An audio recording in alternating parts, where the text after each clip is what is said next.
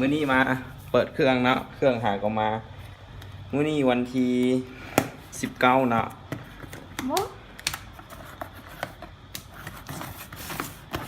มาเบิ่งมีอย่างกันแน่เนาะนี่มาแล้วปืนเนี่ยเรื่องปืน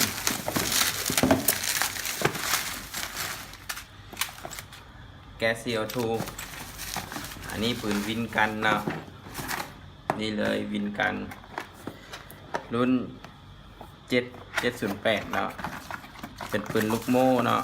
นี่ปืนงามๆเลยใครสนใจสั่งมาเนาะสั่งได้เลย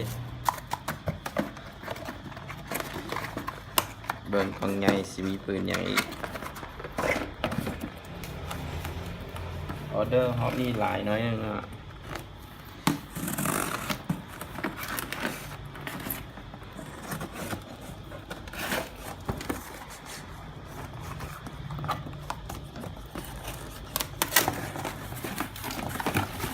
นี่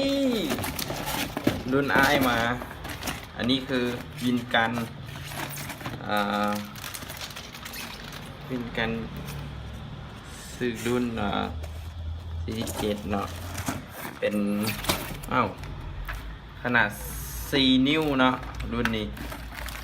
งามๆเลยเนาะเดี๋ยวสิแกะมารีวิวให้เบิ่งรุ่นนี้โดยเฉพาะโอ้รุ่นนี้แฮงเติบตูดบ่มีเครื่องอย่างว่าเครื่องการคอมเครื่องลดความแรงเนาะรุ่นนี้แฮงเติบเดี๋ยวสิมารีวิวอีกรอบหนึ่งให้เบิ่งเนาะรุ่นนี้มาอีกก็คือ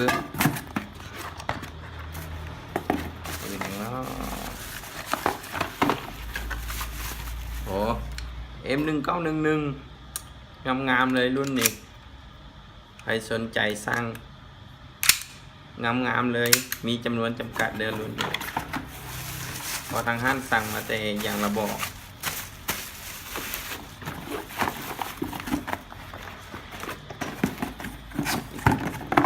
นี่ของเก่าเนาะผมมีมาอีกรุ่นหนึ่ง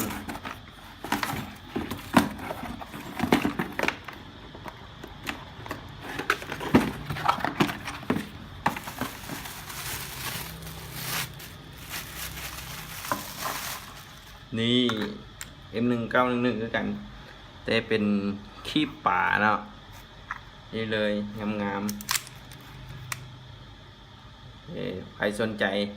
แคปหน้าจอส่งมาทางห้างได้เลยเนาะรวมราคาน้ำกันเลยโอเควันนี้เท่านี้แหละมีแต่มาอัปเดตปืนใหม่ๆให้เบิ่งขอบใจบาย